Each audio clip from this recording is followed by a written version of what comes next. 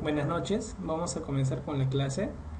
Nos toca el capítulo de insuficiencia cardíaca. Ustedes ya han visto lo que vendría a ser insuficiencia coronaria y ahora vamos a hablar un poco de los momentos en el cual el médico tiene que intervenir en el tratamiento de la insuficiencia cardíaca.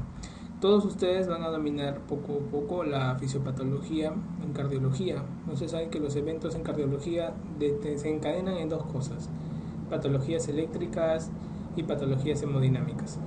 Básicamente vamos a hablar hoy día de una patología hemodinámica que es la insuficiencia cardíaca.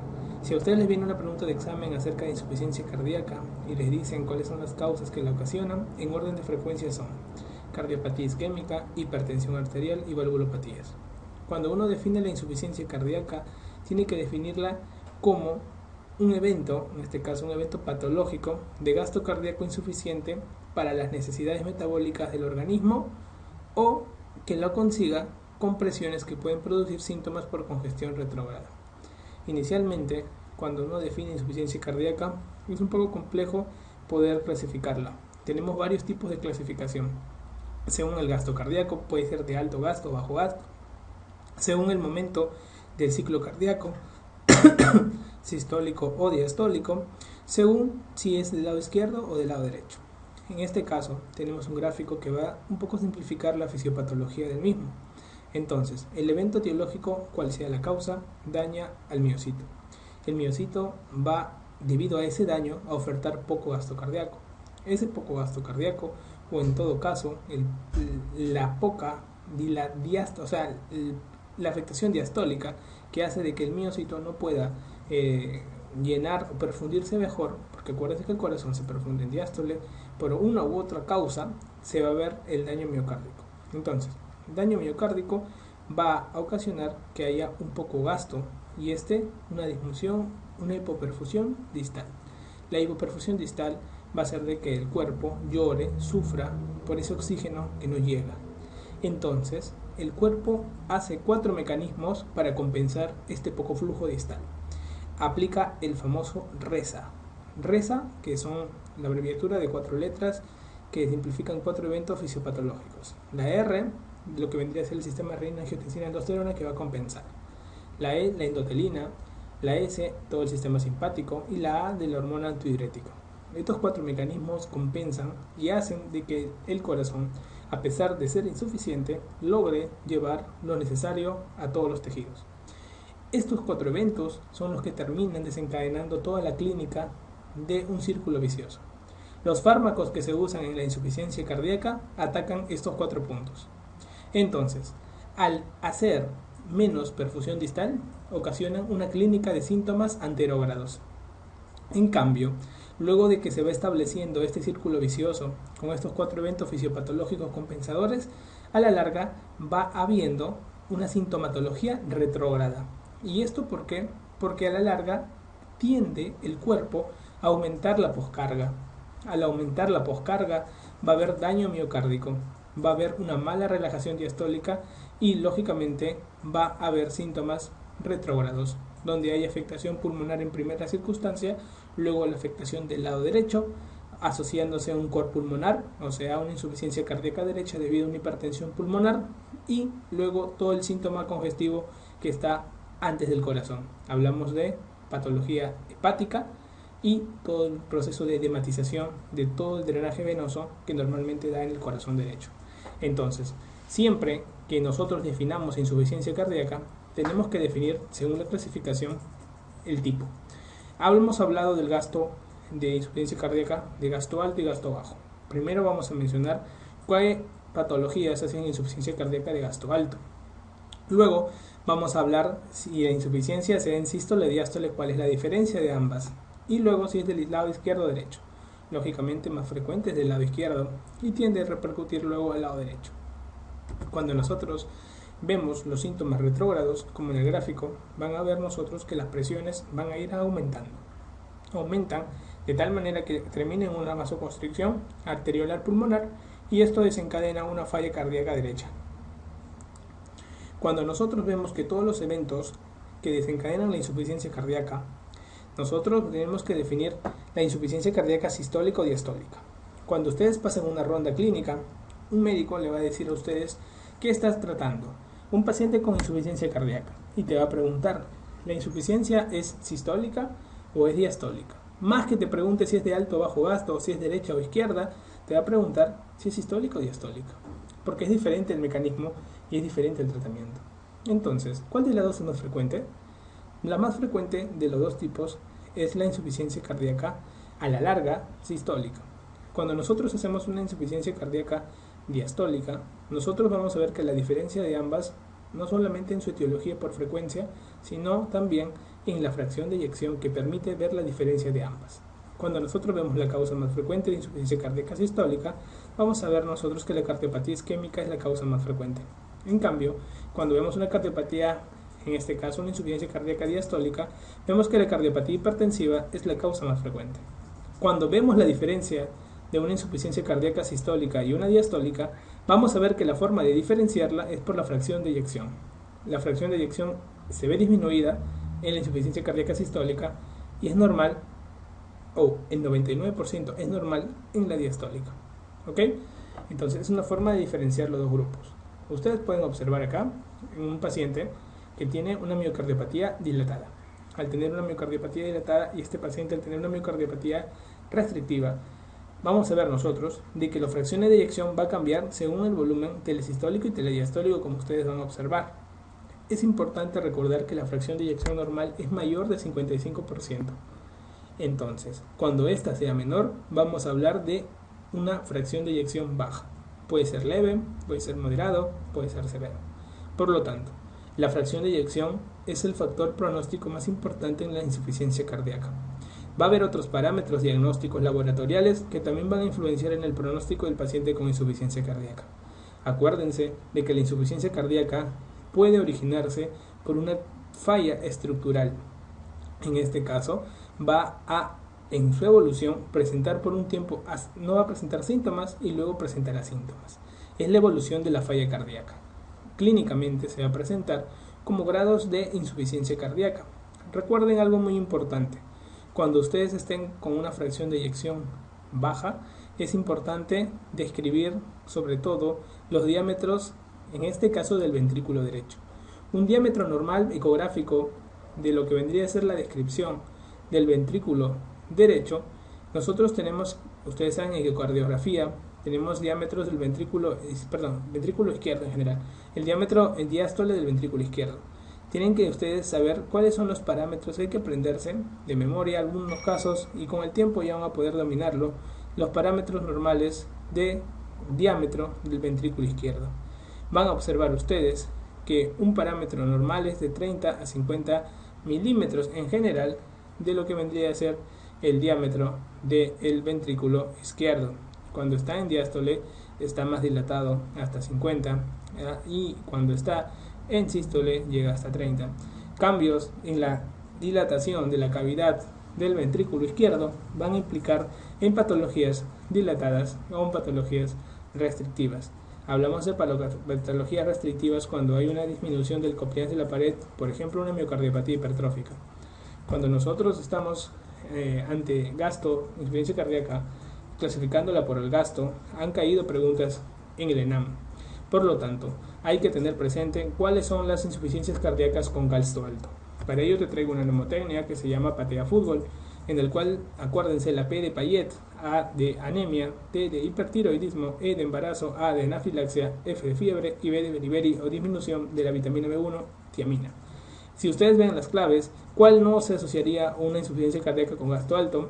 Lógicamente será hipotiroidismo, porque te dije hipertiroidismo. Hay una pregunta por ahí más adelante en el LAN que también te habla de cuál es la patología que no se asocia a insuficiencia cardíaca de alto gasto.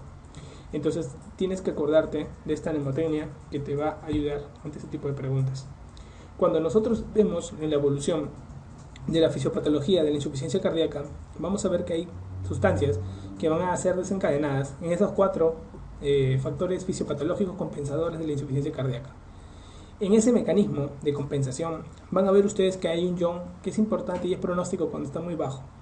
Acuérdense que el paciente con insuficiencia cardíaca la mayoría de las veces retiene agua por todos estos mecanismos y al retener agua hay una dilución de electrolitos. De todos, el que más disminuye y es pronóstico es el sodio.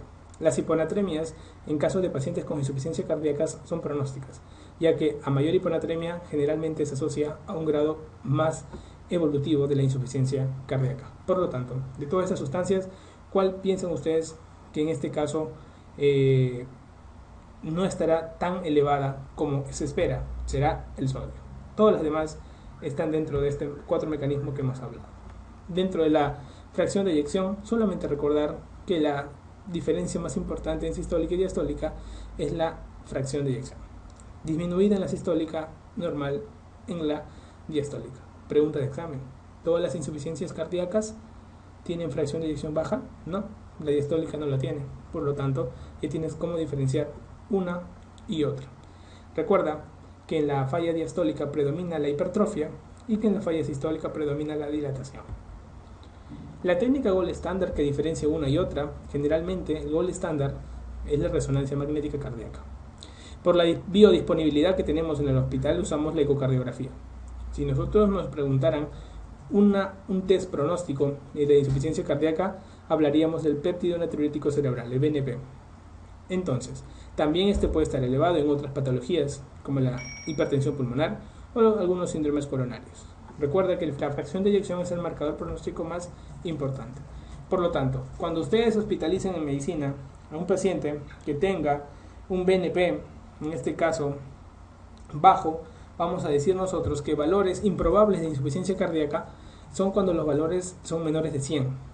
En cambio, cuando sean mayores de 400, la insuficiencia cardíaca es probable. Por lo tanto, el BNP tiene dos criterios de decisión médica: es diagnóstico y es pronóstico. Diagnóstico por el valor.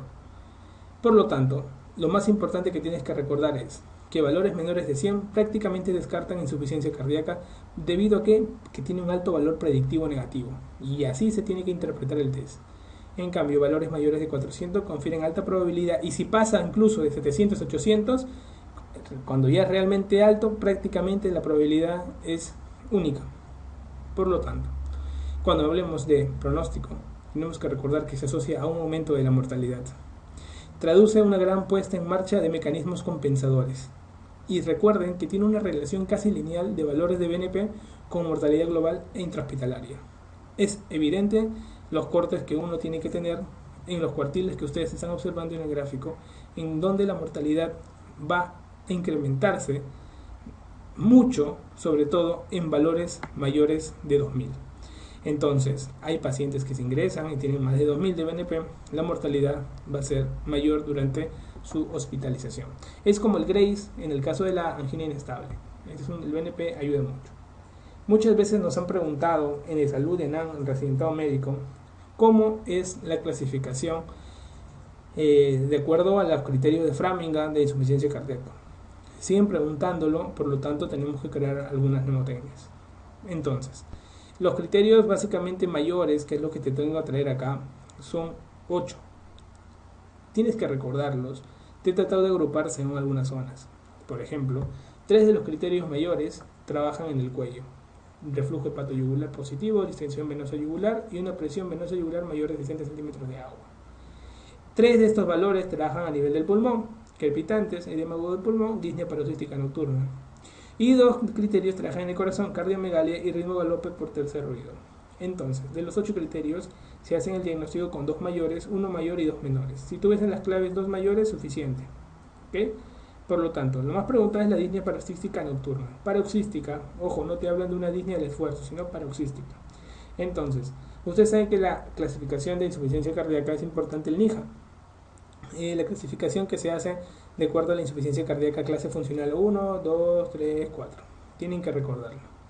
Ahora hay una clasificación en la última guía de falla cardíaca, donde lo dividen en falla cardíaca A, B, C y D. Recuerden que A y B no tienen síntomas, C y D sí tienen síntomas, y a partir de B comienza a haber una compatibilidad con daño estructural evidenciado por alguna técnica diagnóstica.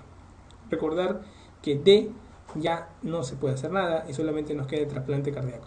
Entonces, vamos a recordar un poco estos criterios mayores que han sido preguntados. Hay una mnemotecnia. Dice que el edema galopa 16 en su reflujo. Dice, acá están los 4 primeros eventos que vamos a tener que recordar. Es importante la disnea paroxística en la letra I, D. En la I lo hemos colocado como ingurgitación yugular, para que te acuerdes un poco de la distensión venoso-yugular como ingurgitación yugular. La C vamos a ver nosotros, que son la cardiomegalia. La E de estertores. Ahí tenemos dice que el edema agudo de pulmón. Galopa, vamos a acordarnos del tercer ritmo de galope. 16 de la presión venosa yugular mayor de 16 en su reflujo. En este caso, si nosotros recordamos, será el reflujo hepatoyugular. Por lo tanto, dice que el edema galopa 16 en su reflujo son los 8 criterios mayores de Framingham para el diagnóstico de la insuficiencia cardíaca. Recuerden ustedes que para hablar del tratamiento es importante recordar que todo el tratamiento se va a basar en corregir la causa.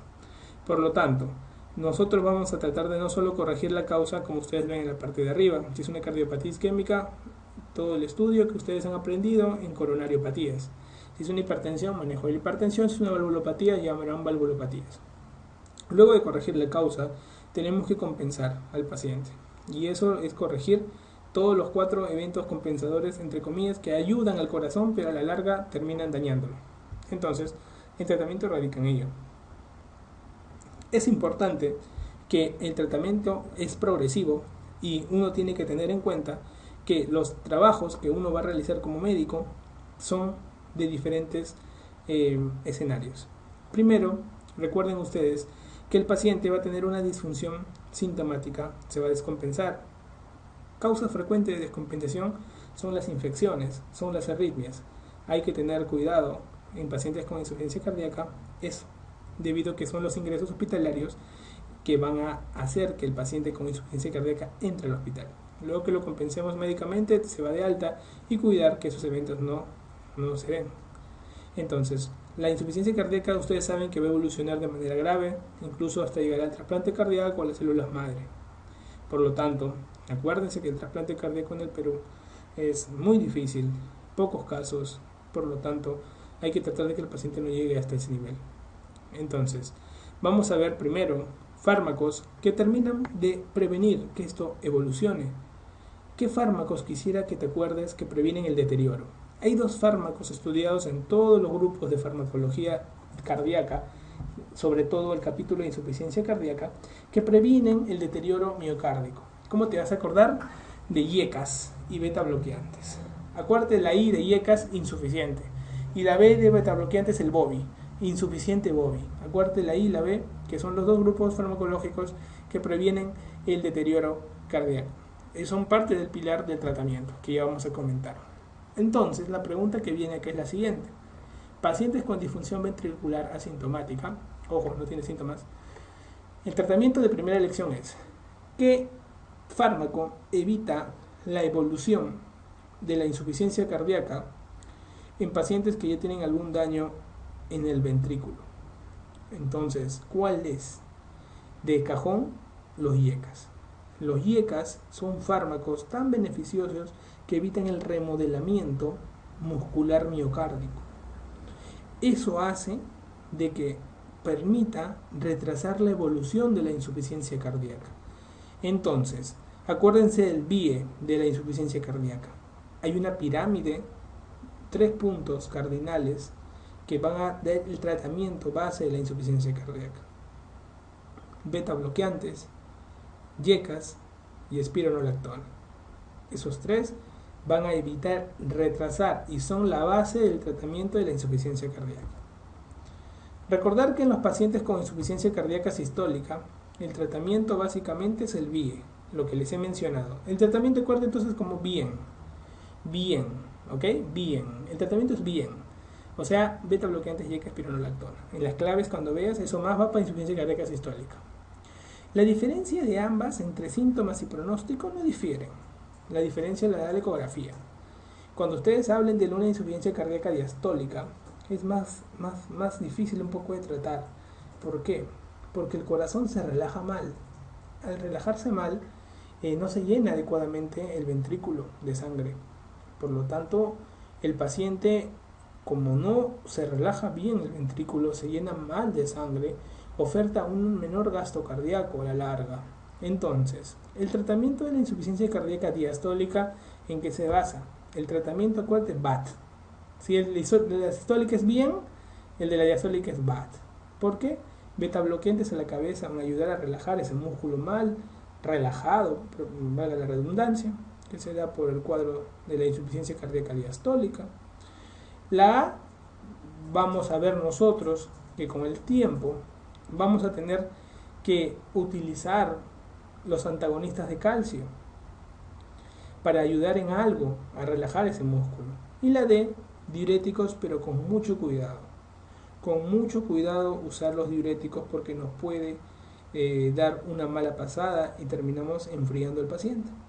Entonces, cuando a ti te pregunten, como médico, cómo tratar la insuficiencia cardíaca sistólica, la vas a tratar como te vamos a enseñar. Pero como nadie pregunta cómo tratar la insuficiencia cardíaca diastólica, te vas a acordar de los 4 pilares del tratamiento de la insuficiencia cardíaca diastólica. Para ello, como tú sabes que el corazón tiene que tener un buen tiempo para llenarse de sangre el ventrículo, tienes que hacer que el ritmo sea sinusal, o sea, tratas la arritmia. Tienes que permitir que haga una buena diástole para ello. Por lo tanto, relajas el corazón. Tienes que tener relajado al músculo miocárdico, que haga una adecuada diástole. Y eso lo vas a ir viendo con la ecocardiografía. Y el uso de diuréticos con mucho cuidado para evitar empeorar la clínica del paciente. Entonces, cuando uno estudia la insuficiencia cardíaca y quiere tratarla, ve todas las guías, muchas veces tiene algunos efectos terapéuticos de recomendación.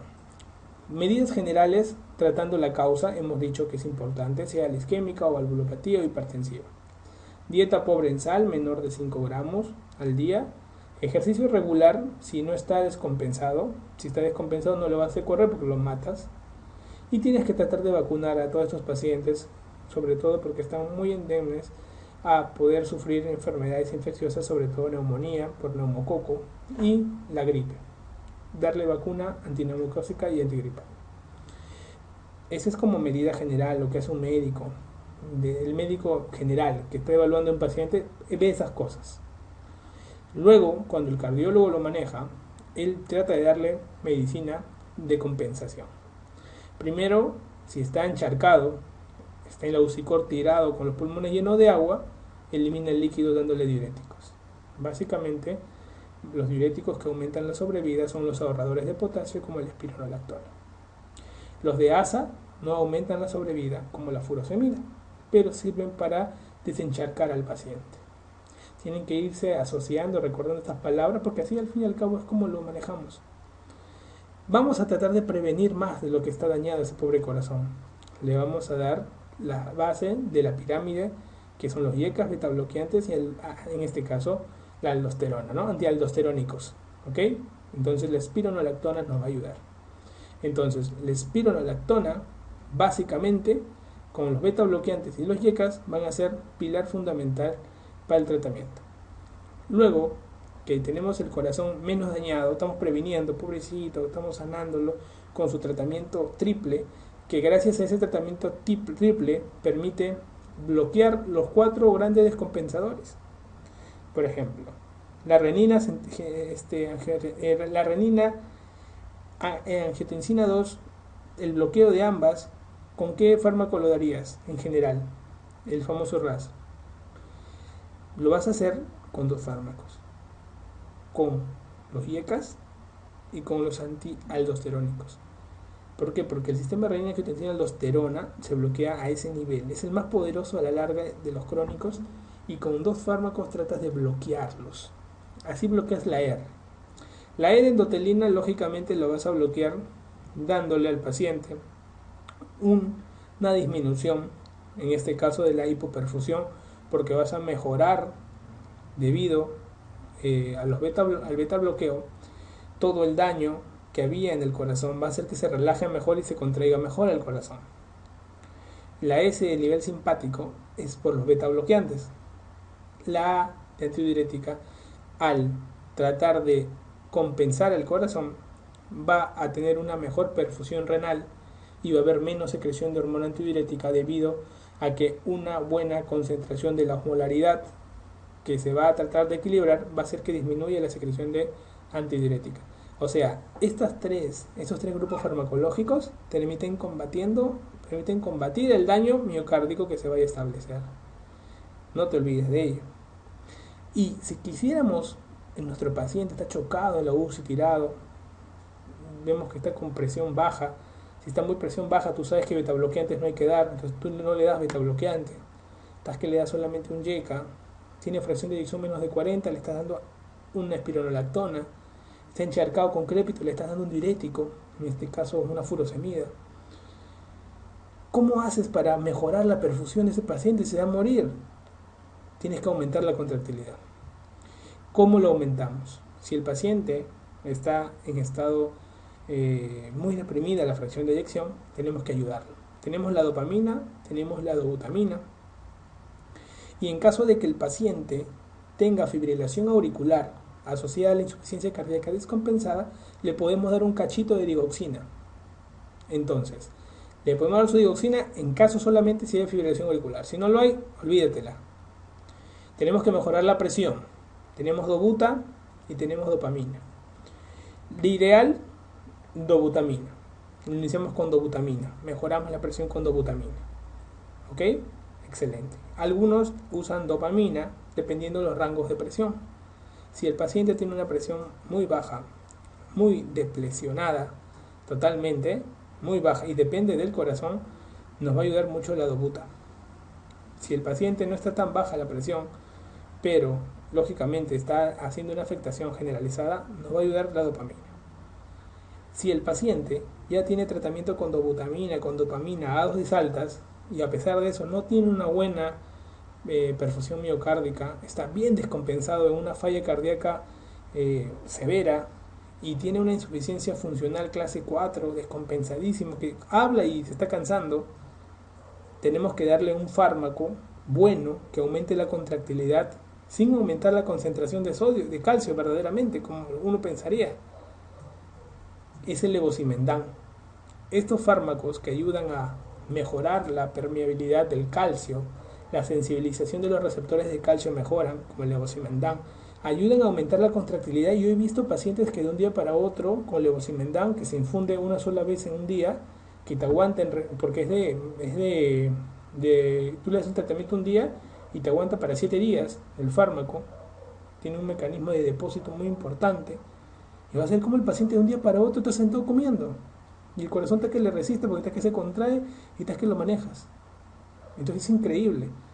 Y sobre todo esos pacientes en quienes usamos levosimendan, pacientes que están esperando cirugía cardíaca, pacientes que están esperando trasplante miocárdico, pacientes que están muy deteriorados y tenemos que sacarlo del cuadro por el cuadro de descompensación que está teniendo. Aparte de todo este cuadro farmacológico que yo te comento, también hay medidas no farmacológicas. Si tiene arritmias difíciles de controlar, podemos usar el DAI, que son los desfibriladores autoimplantables. Si vemos que la falla cardíaca es muy severa, a pesar de todos los fármacos, y tenemos que darle soporte, aunque sea para que aguante la cirugía, le colocamos un balón de contrapulsación intraórtica. También hay asistencias ventriculares que se pueden colocar, y en la falla última total, el trasplante cardíaco. Entonces, así es como manejan a los pacientes de insuficiencia cardíaca en las UCI coronarias. Medidas generales: eliminar líquidos, diuréticos, prevenir el daño miocárdico, ya saben con qué, y mejorar la contractilidad. Y ya sabes quiénes ayudan a mejorar la contractilidad y quién, entre comillas, todo el mundo piensa en digoxina, solo cuándo usarla. Esto es importante. Pero yo te conozco y sé que tú quieres algo fácil para recordar los fármacos en la insuficiencia cardíaca. Quería traer una mnemotecnia que estabas pensando que iba a haber, y sí hay. ¿Qué fármacos en la insuficiencia cardíaca son usados? Te vas a acordar del abecedario: A, B, C, D, E, F, G. Estos fármacos sirven, y te he puesto ahí quienes mejoran la sobrevida. Los betabloqueantes mejoran la sobrevida, el captopril, que es un YECA, mejora la sobrevida, y la espironolactona mejora la sobrevida. Acuérdate del BIE. Entonces vamos a comenzar. La A, la aspirina. Tú dices, pero no me has hablado de aspirina. En ningún momento decía medida aspirina. Lógicamente, la aspirina te va a servir sobre todo cuando la falla de la insuficiencia cardíaca la causa fue por cardiopatía isquémica.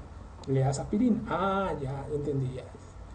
B, beta bloqueante. Eso ya lo sabes, está en los fármacos de la insuficiencia cardíaca. C, de captopril, para que te acuerdes de IECA. Mejora la sobrevida. D, de digoxina, ya sabes cuándo usarlo. Fibrilación auricular entre una falla cardíaca descompensada. E, espironolactona. Mejora la sobrevida. F, de furosemida, diurético, ya sabes en qué momento utilizarla, desencharcar al paciente. Y GH es básicamente el bloqueo de la hidroximetilglucórico enzima A reductasa. Eso se bloquea con las estatinas. Y las estatinas ayudan a controlar la placa coronaria y esto permite un mejor tratamiento en el paciente que se ha descompensado por insuficiencia cardíaca. Acuérdate que la coronariopatía, que eso que estás dedicado a escuchar 4 clases, es lo que descompensa mal la insuficiencia cardíaca. Entonces ya sabes una mnemotecnia porque te acuerdas. Dentro del tratamiento, el BOBI, la B, beta bloqueante, es importante. Recuerda que siempre introdúcelo con dosis muy bajas para luego ir subiéndolo. Si la fracción de eyección es muy deprimida, no uses atenolol, sino carvedilol, que es el más estudiado y que tiene un efecto doble. Bloquea alfa y beta, por lo tanto bloquea beta 1, que es en este caso, que permite la contracción y la frecuencia, lo bloqueas y aparte bloqueas el alfa 1, que hace vasoconstricción, lo bloqueas, mejoras al paciente. ¿Ok? Perfecto. Ya sabes tú las contraindicaciones, le hemos hablado en fármacos en cardiología. Dentro de las terapias no farmacológicas, ya sabes, de la resincronización, te hablo un poco del desfibrilador automático implantable, el DAI famoso, que básicamente va a permitir que no se presenten estas arritmias ventriculares, que son una causa importante de muerte en la insuficiencia cardíaca. ¿Ok? Entonces, el paciente con presión de eyección menor de 30 se presenta muy importante el desfibrilador implantable. Recordar que el balón de contrapulsación intraaórtico, también fundamental, que lo hemos visto, sobre todo en el shock refractario, aumentando el gasto cardíaco en 0,5 a 0,7 litros por minuto y teniendo un buen efecto, puede utilizarse sobre todo esperando la cirugía. Un puente al trasplante cardíaco, que vendría a ser, en este caso hay 2 tipos de técnica en el trasplante cardíaco, que no te venía en la pregunta de examen, pero tienes que recordar que puede ser un biauricular o un bicaval. Algunas preguntas de examen. Uno de los siguientes hallazgos no suele existir en el paciente con insuficiencia cardíaca por fracaso diastólico. ¿Cuál de todos no está en el paciente con fracaso diastólico? Puede haber hipertrofia del ventrículo izquierdo, dilatación de la aurícula izquierda, empeoramiento al caer en fibrilación auricular, mejoría con frecuencias cardíacas altas. Lógicamente eso no. Hemos dicho que en falla diastólica tenemos que mejorar el ritmo sinusal. ¿Cómo va a mejorar con frecuencia cardíaca alta?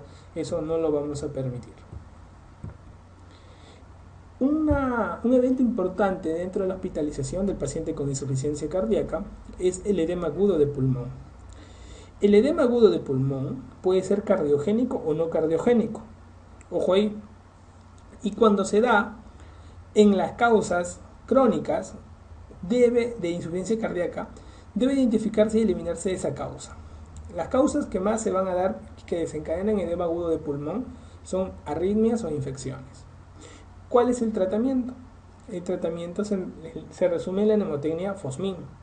F, de furosemida, porque es un diurético de asa que puede aliviar, descongestiona el edema de pulmón. Ustedes saben que el diurético, como la furosemida, se utiliza una ampolla cada 4 horas, según la guía, pero a veces no, cuando hay por ejemplo falla renal que no responde a nada y el paciente es oligúrico, anúrico, lo podemos dar en infusión, no hay ningún problema. Nosotros podemos hacer una infusión de furosemida, de 10 ampollas de furosemida y lo dejamos a goteo y vamos viendo según el criterio médico cómo falla, como lo dejamos en 24 horas, 10 ampollas en infusión en 100 cc y a goteo y vamos viendo cómo responde el goteo. Eso es el caso de insuficiencia renal. En lo que es cardíaca hay que recordar que no vayamos a irnos al extremo de secarlo al paciente, entonces tenemos que regular mucho la diuresis en estos pacientes. La O de oxígeno al 100%, ya que el líquido alveolar interfiere con la difusión, hay que apoyar con el oxígeno, que debe estar sentado con las piernas colgantes para disminuir la congestión pulmonar, es correcto. La M de morfina reduce la ansiedad, la morfina, y aparte bloquea los estímulos adrenérgicos que hacen vasoconstricción y calma el dolor, por lo tanto mejora bastante. 3 miligramos de morfina van bien. La I de inotrópicos nosotros podemos utilizar dobutamina o dopamina. A veces, cuando el paciente tiene una descompensación con una fibrilación auricular, iniciamos con un endovenoso como el anatocidose el primer día y a partir del segundo iniciamos con la digoxina 0,25 cada 24.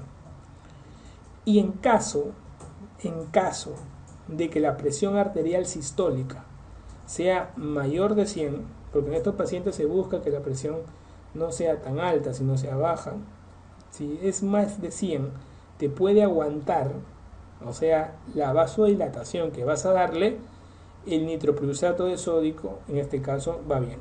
Nosotros a veces con nitroglicerina nos va bien, 2 ampollas de glicerina en 100, comenzamos el goteo a 7 cc por hora, termina yendo bien. ¿Por qué buscamos siempre dar nitroglicerina en edema agudo de pulmón cuando la presión arterial sistólica es más de 100? Porque te tiende a tirar la presión en 20-25%. Por lo tanto, hay que buscar usar nitroglicerina cuando la presión sistólica sea más de 100. Ahí no hay que dudar mucho. ¿Cuál de los siguientes hallazgos es poco probable en el paciente con edema agudo de pulmón? Miren, de todos los hallazgos que uno tiene en un paciente con edema agudo de pulmón, ¿cuáles creen que es poco probable? Si el paciente que respira bastante, es probable que sea hipocápnico y no, como dice acá, hipercápnico. Acuérdate que el CO2 es 24 veces más rápido que el oxígeno y al respirar rápido, lógicamente barre su CO2 y hace en general hipocapnia, ¿ok? Por lo tanto, tienes que ver un poco cómo tiene que evolucionar tu paciente. Una de las siguientes afirmaciones sobre el edema agudo de pulmón es falsa. ¿La morfina está contraindicada? Falso, pues. Estamos diciendo que el fosmin, acuérdate la mnemotecnia. ¿Puede ser o no cardiogénico? Correcto. La digital no siempre está indicada, correcto. Los vasodilatadores y los diuréticos son muy correctos. Suele ser necesario dar oxígeno, correcto. Un paciente de 31 años sin antecedentes de interés acude a consulta programada de cardiología por disnea de esfuerzo desde hace varios meses. En este momento, con clase NIHA 2-3, asocia ortopnea, crisis de disnea paroxística nocturna ocasionales y edematización de miembros inferiores vespertina. O sea, hay un paciente con una insuficiencia cardíaca que está evolucionando. En el electrocardiograma muestra bloqueo completo de rama izquierda con QRS ancho. La cifra de BNP es de 1215 y la radiografía de tórax se muestra en la figura, o sea, la siguiente. Señale qué cavidad cardíaca es la que presenta un crecimiento más acusado y te dicen qué cavidad. Entonces, cuando tú tengas pacientes hospitalizados con insuficiencia cardíaca descompensada, tienes que aprender a ver placas de tórax. Vamos a ver un repaso de qué nos va a permitir saber cómo identificar una insuficiencia cardíaca. Para ello, en el estudio de la radiografía de tórax, primero tienes que saber leer una placa de tórax. Esta parte es un poco de complemento al evento de saber leer placa de tórax. Una placa de tórax, para ver si está bien tomada, tiene que tener algunas condiciones. Primero, tienes que ver la penetración. Si ustedes observan, la columna no debería verse atrás del corazón, solo hasta arribita. La orientación. Todas las placas de tórax, cuando uno generalmente la evalúa, tenemos que ver nosotros de que al costado, en el lado derecho de la placa, generalmente se coloca un símbolo. De repente viene el nombre del hospital, la fecha que se tomó, pero eso nos indica que ese es el lado derecho y este es el lado izquierdo. Para eso sirve ese símbolo que se coloca en la placa. La P es de la proyección. ¿Cómo ustedes saben que una placa ha sido tomada antero-posterior o postero-anterior? ¿Quién te lo da? Te lo da las escápulas. Cuando ustedes no ven las escápulas en los campos pulmonares, se dice que ha sido tomada postero-anterior. Si ustedes ven las escápulas dentro de los campos pulmonares, fue tomado antero-posterior. Es importante observar ustedes algunos puntos importantes como en la inspiración. En la inspiración generalmente se logran ver adelante las 6 primeras costillas y las costillas posteriores se ven hasta la 9ª. Todo el mundo mira esto como las costillas, pero en realidad estas son las costillas posteriores. Las anteriores vienen así. Acá por el dibujo no se puede ver detenidamente, pero vean una placa y siempre van a ver esta dirección que toman las costillas anteriores. Y en inspiración se ve hasta la 6ª a la 7ª. Y la rotación. Hay que ver la equidistancia entre las clavículas del centro. Una línea media trazada en el centro de la tráquea, vamos a ver nosotros que la parte proximal de ambas clavículas tiene que ser equidistante. Por lo tanto, te he enseñado 5 características de decir cómo está una placa de tórax bien tomada. Se resume con la mnemotecnia POPIR. Ahora, ¿qué tienes que evaluar en una placa de tórax? Tienes que saber el A, B, C, D, E de evaluar una placa de tórax. Primero tienes que ver el A. El A que te va a ayudar es la vía aérea. Vas a ver vía aérea traqueal, vas a ver bronquios. Esa es la vía aérea, que no haya ningún cuerpo extraño en esa vía aérea. Vas a ver la B, que es el breathing, o sea, vas a ver lo que vendría a ser la parte de los pulmones. Vas a ver la parte de los pulmones. Vas a ver el hilio pulmonar en esa característica. La C, de circulation, vas a ver lo que es el corazón, cómo está ubicada, y el mediastino básicamente. La D de diafragma, quiero que recuerdes los senos costodiafragmáticos, ver la burbuja de estómago separada de 2 o 3 milímetros del seno costodiafragmático, y quiero que evalúes también la distancia, que el diafragma derecho está a 2 a 3 centímetros elevado respecto al diafragma izquierdo. Por lo tanto, diafragma, no te olvides. La E de extratorácico es básicamente todas las cosas extratorácicas. Por ejemplo, costillas, por ejemplo, vértebras, clavícula, escápulas, subcutáneo, mamas y algún tipo de artefacto que pueda haber, marcapasos, catéteres venosos centrales, que puedas ver tubo endotraqueal, que permita verte en la placa de tórax. Con este orden ustedes pueden leer cualquier placa de tórax. Dentro del grupo, como ustedes vieron en la clase 1, yo les expliqué cuáles son las partes de los segmentos del corazón dentro de una placa del tórax. Recuérdense el API. En este lado se ve la aorta pulmonar, aurícula izquierda, y al final termina con el ventrículo izquierdo. Cuando el lado derecho, aurícula derecha y ventrículo derecho. Cuando vemos nosotros que se ocupa en una placa antero o póstero, vamos a observar que si se ocupa el lado, este espacio básicamente, es porque hay un crecimiento evidente del ventrículo izquierdo. Cuando el ventrículo izquierdo crece, tiende a hundir el ápice del corazón. En cambio, cuando el ápice está elevado, es por crecimiento del ventrículo derecho. Entonces, si nosotros volvemos un poco a la pregunta que ocupaba todo este espacio, es crecimiento del ventrículo izquierdo, que se va a dar en los pacientes con insuficiencia cardíaca. Para ello, la cardiomegalia es un síntoma frecuente radiológico. Cuando nosotros lo vemos, la cardiomegalia casi es el único que podemos ver, y una inversión del flujo pulmonar casi todo se va para los ápices. Si ustedes aplican esto en el índice cardiotorácico, van a ver una medición de todo el diafragma y luego una medición que van a hacer de la silueta. Algunos, por ejemplo, hacen esto, ¿no? La parte más distal de la aurícula derecha con el ventrículo miden, y acá de todo el diafragma, y dividen esto entre esto, y debe ser menor de 0.5 para decir que es un índice cardiotorácico correcto. Entonces, acá el crecimiento básicamente fue del ventrículo izquierdo. Entonces, no se olviden, esta es la foto, no se olviden de cómo interpretar una placa de tórax. La causa más frecuente de insuficiencia cardíaca es, hemos dicho, enfermedad isquémico coronaria. Uno de los siguientes datos clínicos no es característico del infarto del ventrículo derecho. ¿Cuál será? Edema agudo de pulmón. ¿Por qué? Dijimos, una pregunta repetida, que cuando falla el lado derecho, todo lo de atrás se regurgita, no lo de adelante. El pulmón está adelante, el ventrículo derecho, así que no tiene nada que ver. La patología que no produce insuficiencia cardíaca congestiva, miren una pregunta de salud. ¿Cuál no produce insuficiencia cardíaca congestiva? Por lo tanto, acuérdate, beriberi, tiroxicosis, anemia, vasculopatía pulmonar. ¿Cuál de todas? Artritis reumatoide, sobra. Y eso lo hemos mencionado en la mnemotecnia. ¿Cuál es la manifestación radiográfica más temprana de la insuficiencia cardíaca? La más temprana, hemos dicho de todas, al final cuando le tomas placa a un paciente, lo que primero que vas a ver es la cardiomegalia. Por lo tanto, eso es importante. ¿Cuál de las siguientes manifestaciones clínicas se encuentra en la insuficiencia cardíaca ventricular izquierda? ¿Cuál de las siguientes se encuentra, pone en la insuficiencia ventricular izquierda? Si tú ves, de todas, casi todas son del lado derecho, excepto ortopnea, que es del lado izquierdo, porque tiene implicación pulmonar. Varón de 45 años, hipertenso, sin antecedente de tabaquismo, ni obesidad, lípidos, ecocardiograma, hipertrofia ventricular izquierda. Esa pregunta ya la hemos visto antes. Te la volví a repetir para que te acuerdes de que el enalapril, los IECAS ayudan al remodelamiento cardíaco, por lo tanto es importante en el tratamiento. ¿Cuál de las siguientes acciones corresponde a los diuréticos de ASA? Básicamente los diuréticos de ASA lo que van a hacer es disminuir el flujo, no aumentar, ¿no es cierto?, el flujo urinario, disminuyendo la presión de llenado del ventrículo izquierdo, como es la alternativa. En un paciente con insuficiencia cardíaca, el galope el tercer ruido está relacionado con, básicamente, ¿qué hemos dicho? El tercer ruido, una pregunta de Elena, esa es una clase de la clase 1, si no olvido.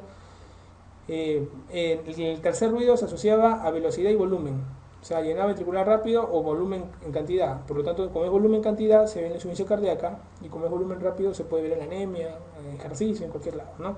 En este caso, la clave sería llenado ventricular rápido. La retención de sodio y agua por el riñón en la insuficiencia cardíaca se debe a gasto cardíaco disminuido, flujo sanguíneo real disminuido y fracción de filtración disminuida. Por lo tanto, la clave es la 4. La causa más frecuente de insuficiencia cardíaca derecha, ¿cuáles hemos dicho? Hipertensión pulmonar. ¿Okay? ¿Se dan cuenta? Las preguntas se van viendo fáciles, las de Elena, de la de salud, todo lo que hemos mencionado. La patología que no produce insuficiencia cardíaca congestiva, ¿cuál será? Nuevamente se repite, artritis reumatoide. Todas las demás hacen insuficiencia cardíaca congestiva. En la insuficiencia cardíaca congestiva del adulto, ¿cuál es el criterio mayor para el diagnóstico? Entonces tú te vas a acordar, ¿te acuerdas? Dice que el edema, ¿se acuerdan? Bien, para ello te servía. De todas las más preguntadas, disnea paroxística nocturna siempre es la que viene en los exámenes, por lo tanto no quiero que lo olvides. Paciente de 75 años con disnea, tos, edema de miembros inferiores, ingurgitación yugular, crepitantes en el tercio superior de ambos pulmones, pulso irregular de 160 por minuto y en el EKG arritmia completa. Fácil te están mencionando que es una insuficiencia cardíaca con una fibrilación auricular. ¿Cuál es el fármaco indicado en estos casos? Un digitálico. De todas las alternativas, ahí está el anatócido C. ¿Ok? Y la digoxina luego. En algunos lugares a veces no hay el anatócido C endovenoso que se coloca, de frente le mandan vía oral la digoxina. No, tienen que compensar bien al paciente, pero en estos casos va a servir bastante. Varón de 70 años con diagnóstico de insuficiencia cardíaca, en tratamiento con digitálicos, diuréticos y IECA. Presenta anorexia, vómitos, autopsia. ¿Cuál es el diagnóstico? Ya hemos visto esto antes. En fármacos, intoxicación digitálica. ¿Cuál de los siguientes fármacos disminuye la mortalidad en la insuficiencia cardíaca de difusión sistólica? Pregunta Elena. De todos, ¿cuál dijimos? Sobre todo los betabloqueantes y sobre todo el carvedilol. La presentación de insuficiencia cardíaca con gasto elevado, taquicardia y anemia se produce por déficit de, ¿ves? Una pregunta Elena, ¿cuál sería? Tiamina. ¿Cuál es el signo de insuficiencia cardíaca que se presenta con menos frecuencia en los lactantes? Ustedes saben que de todo este grupo de cuadro clínico, generalmente es en adultos, pero en niños, en pequeños, puede presentar también. Y básicamente es la dificultad para comer, para beber, para succionar, y hay una agitación que se va a presentar en ellos. Por lo tanto, de todos ellos puedes presentar edema, taquicardia, taquipnea, la ansiedad que va a presentar. Pero con menos frecuencia, lógicamente en este grupo de pacientes va a ser la hepatomegalia, que no necesariamente cuando se presenta es un daño sistémico global más avanzado de la insuficiencia cardíaca. ¿Cuál de las siguientes manifestaciones clínicas se encuentra en la insuficiencia ventricular izquierda? ¿Cuál es? La que siempre. Estamos viendo todo este grupo, preguntas repetidas algunas, no es repetidas, sino que se han visto en exámenes de residentado médico que siguen cayendo. ¿Cuál es la manifestación radiográfica más temprana? También el residentado médico y en el ENAM. ¿Se dan cuenta? Hay preguntas que en ambos exámenes se pueden presentar. La causa más frecuente de insuficiencia cardíaca es, lo dijimos, enfermedad isquémica coronaria. Varón de 45 años con antecedentes, todo igualito, parecido, ecocardiograma, hipertrofia ventricular izquierda. ¿Cuál es la terapia más indicada? IECAS. También pregunta repetida en residentado médico que ha sido preguntada en Elena. Todos los siguientes pueden llevar a algo a la retención de fluidos en la insuficiencia cardíaca excepto. ¿Cuál de todos no aumenta fluidos? ¿Aldosterona, renina, estrógeno y vasopresina? Sí. Pero hormona de crecimiento no retiene líquidos en la insuficiencia cardíaca. Todas las siguientes pueden observarse como manifestaciones de sobredosis digitálica, excepto todas las que hemos observado acá se pueden ver, ¿no? Latidos ventriculares prematuros, depresiones del segmento ST, náuseas y vómitos, incremento en la insuficiencia cardíaca, bloqueo cardíaco completo, ¿Cuál de todos estos vemos nosotros que se pueden ver en la intoxicación digitálica? Todos menos, y la cubeta digitálica no hace una depresión, hace una elevación del segmento ST. Por lo tanto, esa sería la que no haría, ¿no? Hacemos una cubeta digitálica, una elevación del segmento ST. Por lo tanto, todas las demás sí se pueden presentar. ¿Cuál de los siguientes fármacos no administraría a un paciente que acude a urgencias por presentar desde 3 semanas antes de su ingreso un cuadro de disnea progresiva que en los últimos días se ha hecho de reposo y que presenta en la radiografía de tórax signos evidentes de hipertensión pulmonar postcapilar y cardiomegalia y unos gases arteriales con un PO de 55 y un CO2 de 26? Lógicamente hay una hipocapnia, hay una hipoxemia por un cuadro de descompensación miocárdica, está alterado. Entonces hay que compensar esa insuficiencia cardíaca, le daremos morfina, por el agua de pulmón, diuréticos también, nitroglicerina también le daremos, viendo la presión más de 100, INJECAS en algo va a ayudar, los INJECAS acuérdense por la remodelación miocárdica y disminuyendo con la vasodilatación arterial, pero no le vamos a dar betabloqueantes porque está descompensado y empeoraríamos más el cuadro, ¿ok? Betabloqueantes no dar cuando el paciente está descompensado. ¿Cuál de las siguientes patologías causa con mayor frecuencia insuficiencia cardíaca? De todos estos grupos agrupados en parejas, enfermedad coronaria y hipertensión arterial son los que en general hacen mayor frecuencia insuficiencia cardíaca sistólica y diastólica, como lo hemos observado nosotros. ¿Cuál de los siguientes parámetros no es de mal pronóstico en el paciente con insuficiencia cardíaca? Ustedes lo han visto. El péptido natriurético tipo B, en general, menor de 100, por alto valor predictivo negativo, no se asocia a insuficiencia cardíaca. Mujer de 72 años con enfermedad mitral, consulta por disnea en situación de insuficiencia cardíaca congestiva. En la radiografía de tórax, cero cardiomegalia, derrame pleural bilateral e imagen nodular a nivel del lóbulo medio. Cuando te pregunten una imagen en pulmón y el cuadro clínico te lo pinten como un paciente con un problema cardíaco, generalmente se están hablando de derrames cisurales, ¿ok? No pienses en neumonía, no pienses en... Si te ponen neumonía, que te pongan el hemograma. Si te ponen atelectasia, que te pongan los gases arteriales. Embolismo pulmonar, que te pongan antecedentes que está postrado. Pero que no, cuando veas que el paciente netamente la clínica es cardíaca y te ponen que hay una lesión localizada, asócialo a un derrame cisural. ¿Okay? No lo vayas al pobre paciente a darle antibiótico de amplio espectro y todo, no, nada que por si acaso. Acá todo tiene que ser registrado. ¿Cuál de los siguientes sistemas neurohormonales que están activados en pacientes con insuficiencia cardíaca no aumenta las resistencias vasculares sistémicas? De todo este grupo, nosotros vamos a recordar quién no aumenta la resistencia vascular sistémica. Renina, angiotensina, lógico. Actividad adrenérgica, lógico. Aldosterona, lógico. Tenemos péptidos natriuréticos y hormona antidiurética. Dentro del grupo que no aumenta la resistencia vascular, tendremos a los péptidos natriuréticos, ya que ellos trabajan aumentando la excreción de sodio, por lo tanto, eliminación de la sobrecarga de líquidos. Bien, muchachos, hemos llegado a la parte final de insuficiencia cardíaca, un tema muy complejo, muy visto en medicina y que creo que ustedes ahora tienen los tips para poder desenvolverse en el mismo. Ya nos estaremos viendo en las siguientes clases.